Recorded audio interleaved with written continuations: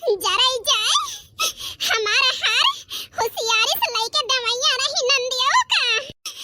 तो वही किता हम होशियारी लगाए के नंदियों को झुमके उमके ढाई ले है तो कवन गलत कई दे है बहिनी। जात रहन लेके नहीं हरे मुझे न जानी कैसे जानी गई जान काहे न जाए टिकी है ना आगे लगाना वही गुहार लगाई हमारे जेवरिया हेराई गे तब है बूढ़ा आई हमारे बेगवा झारा ली